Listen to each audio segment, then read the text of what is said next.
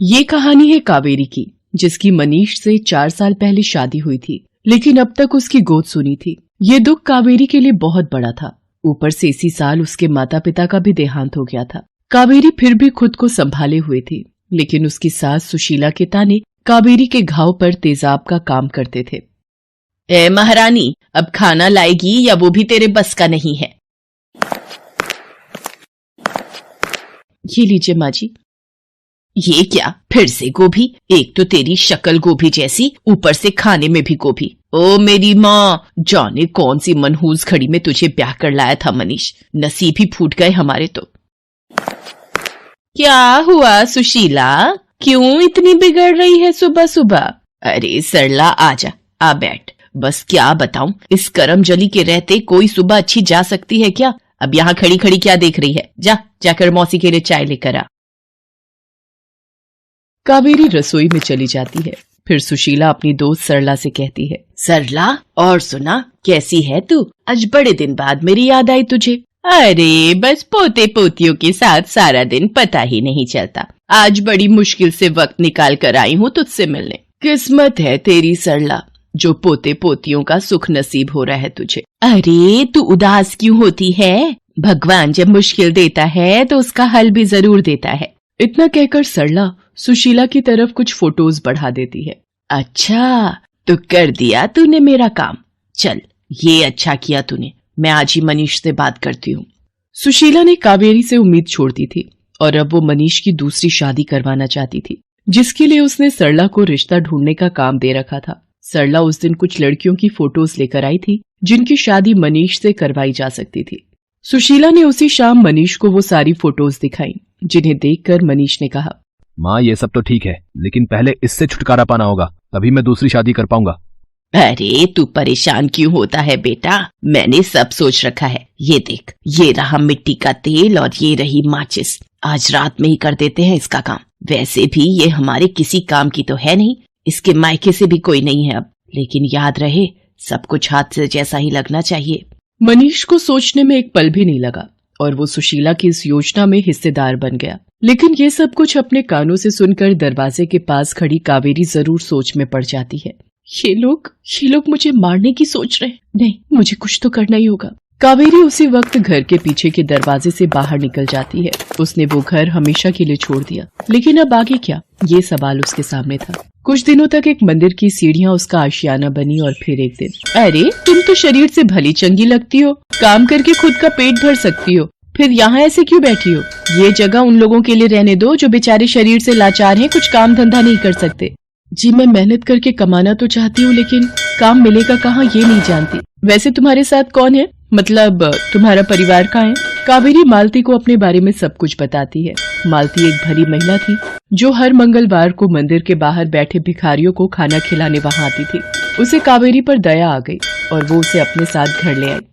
आओ, डरो मत, ये मेरा घर है। यहाँ बस मैं और मेरे पति रहते हैं। वो अभी काम के सिलसिले में बाहर गए हैं। देखो, मैं तुम्हारी मदद करना चाहती हूँ, लेकिन इसके लिए तुम्हें भी मेहनत करके दिखानी होगी। तुम घर के सारे काम करो और यहाँ हमारे साथ रह सकती हो। इसके अलावा मैं तुम्हें हर महीने तनख्वाह भी दूंगी। आपका बहुत बहुत शुक्रिया दीदी, मैं आपको शिकायत का एक भी मौका नहीं दूंगी। उस दिन से कावेरी मालती के यहाँ पूरे मन से काम करने लगती है। मालती भी उसे कोई कमी नहीं होने देती। कावेरी की तरह मालती भी बेऔलाद थी। मालती और अभिषेक की शादी को 10 साल हो गए थे, लेकिन उनकी कोई औलाद नहीं थी। हालांकि वो दोनों इसे अपनी किस्मत मानकर आगे बढ़ चुके थे, लेकिन फिर भी जब कभी मालती किसी बच्चे को देखती तो वो उदास हो जाती थी। ये देखकर कावेरी उससे कहती है, दीदी अगर आप बुरा न माने तो आपसे एक बात पूछूं? हाँ पूछो ना। आप और साहब को तो किसी बात की कमी नहीं है, फिर आपने कभी कोई बच्चा गोद लेने के बारे में क्यों नहीं सोचा? पहले इन्होंने साथ नहीं दिया और अब मेरा दिल घबराता है। अरे पर ऐसा क्यों? बस यही ख्याल आता है मन में कि जिस बच्चे को मैंने अपनी कोख से जन्म नहीं दिया, क्या मैं कभी उसके लिए अच्छी माँ बन पाऊंगी? क्यों नहीं बन पाएंगी, बिल्कुल बन पाएंगी। और अब तो मैं भी आपके साथ हूँ। आप साहब से बात करके देखे ना एक बार। अच्छा तुम कहती हो तो मैं बात करती हूँ इनसे। भगवान करे साहब मान जाए। दीदी आप बैठो, मैं जरा छत से कपड़े लेकर आती हूँ। कावेरी छत पर जाने के लिए जैसे ही उठकर खड़ी होती है, अचानक ही उसे चक्कर आने लगता है। मालती उसे संभालती है और फिर कुर्सी पर बिठाते हुए उससे कहती है, क्या हुआ कावेरी, फिर से चक्कर आया क्या? हाँ दीदी, पता नहीं ऐसा क्यों हो रहा है। 2-4 दिनों से मन भी बिल्कुल अच्छा नहीं। अब आप परेशान मत हो, ठीक हो जाएगा अपने आप। परसों भी तुमने यही कहकर बात को टाल दिया था। चलो हम अभी चलते हैं डॉक्टर के पास। मालती कावेरी को डॉक्टर के पास लेकर जाती है। वहाँ जाकर पता चलता है कि कावेरी माँ बनने वाली थी। सच? आप सच कह रही हैं दीदी? दीदी अब सब ठीक हो जाएगा, मेरे पति मेरी सास सब मुझे अपना लेंगे, है ना दीदी? मालती कावेरी से कुछ नहीं कहती। कावेरी अस्पताल से सीधे अपने ससुराल जाती है, लेकिन वहां जाकर उसे पता चलता है कि मनीष ने तो दूसरी शादी कर ली है। उसकी जिंदगी में ना तो पहले कावेरी के लिए कोई जगह थी और ना ही अब थी। कावेरी अपने आने वाले बच्चे के बारे में बिना बताए ही वहां से वापस आ जाती है। कावेरी, मैं तो तुम्हें पहले ही रोकना चाहती थी, लेकिन तुम्हारी खुशी देखकर मैं ऐसा कर नहीं पाई। देखो, भगवान जो करते हैं वो अच्छे के लिए करते हैं, और फिर तुम्हारे साथ मैं तो हूं ही। हाँ दीदी, लेकिन मैं कब तक आप पर बोझ बनी रहूंगी? आप मेरे लिए बहुत करती हैं, और अब तो मेरा बच्चा भी आने वाला है। कावेरी की बात सुनकर मालती कुछ नहीं कहती। वो काफी देर तक किसी सोच में डूबी रही और फिर वहां से उठकर चली गई। ऐसे ही कई दिन बीत गए। कावेरी ने ये महसूस किया कि मालती उससे कुछ कम बात कर रही थी। फिर कावेरी ने जाकर मालती से पूछ ही लिया, दीदी मुझसे कोई गलती हो गई क्या? नहीं कावेरी, ऐसी तो कोई बात नहीं है। कोई बात तो है दीदी, आप मुझसे खुलकर कहिए ना। मैं आपसे वादा करती हूँ कि आप जैसा कहोगी मैं वैसा ही करूंगी। तुम सच कह रही हो कावेरी? जैसा मैं कहूंगी वैसा करोगी तुम? हाँ दीदी, अब कहकर तो देखिए। तो फिर ठीक है कावेरी। देखो, अब मुझे गलत मत समझना। मैं जानती हूँ कि फिलहाल तुम्हारी जो हालत है उसमें एक बच्चे की जिम्मेदारी तुम्हारे लिए बहुत बड़ी है, और दूसरी तरफ मैं हूँ जिसे बच्चे के सिवाय कुछ नहीं चाहिए जिंदगी से। मैं इसे सौदा तो नहीं कहूंगी, लेकिन हाँ, एक दूसरे की मदद जरूर कर सकते हैं हम दोनों। दीदी मैं आपका मतलब समझी नहीं। कावेरी, मैं चाहती हूँ कि तुम अपने बच्चे को इस दुनिया में लाने के बाद मुझे सौंप दो। तुम जैसी परवरिश अपने बच्चे को देना चाहती हो मैं उसे दूंगी, और साथ ही तुम्हारा भी अच्छे से ख्याल रखूंगी। मैं तुम्हें इतना पैसा दूंगी कि तुम अपनी पूरी जिंदगी अच्छे से बिता सकती हो। दीदी, इसका मतलब आप चाहती हैं कि मैं अपने बच्चे से उसके पैदा होने के बाद हमेशा हमेशा के लिए दूर हो जाऊं, है ना? हाँ कावेरी, क्योंकि अगर तुम हमारे साथ रहोगी तो वो बच्चा चाहकर भी कभी मुझे अपनी माँ नहीं मान सकेगा। देखो, मैं कभी माँ नहीं बन सकती। मैं तुम्हारे आगे अपनी झोली फैलाती हूँ। पूरे 9 महीने भले ही ये बच्चा तुम्हारी कोख में पलेगा, लेकिन पता नहीं क्यों इसके आने की खबर सुनते ही मेरा मन इससे जुड़ गया।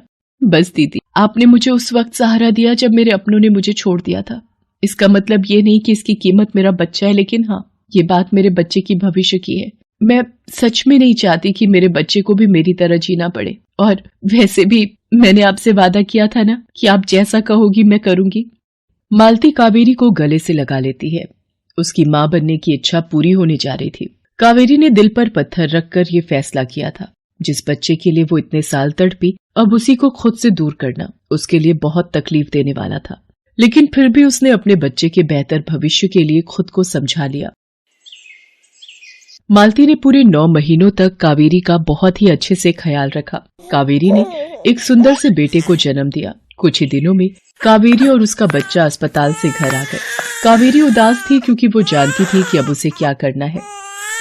दीदी ये लीजिए, इसका जो चाहे नाम रखना, लेकिन खूब पढ़ाना इसे, और उससे भी जरूरी इसे एक अच्छा इंसान बनाना। और एक बात और, इसे कभी मत बताना कि इसे आपने जन्म नहीं दिया। रुको रुको कावेरी, मैं स्वार्थी हो गई थी। तुम चाहो तो हमारे साथ रह सकती हो। नहीं दीदी, ये सही नहीं होगा, ना हमारे लिए और ना मेरे बच्चे के लिए। मेरा मतलब है कि आपके बच्चे के लिए। इतना कहकर कावेरी अपनी साड़ी के पल्लू से अपने आंसुओं को पोंछती हुई कमरे से बाहर निकल जाती है। मालती को अब जाकर एहसास हो रहा था कि आखिर उसने क्या कर दिया। वो कावेरी को रोकने के लिए उसके पीछे जाती है, लेकिन ये देखकर चौंक जाती है कि कावेरी तो हॉल में बेहोश पड़ी थी। मालती उसे उठाने की बहुत कोशिश करती है, लेकिन कावेरी अब कभी नहीं उठने वाली थी। उसने एक माँ का फर्ज निभा दिया था, अपनी जान देकर।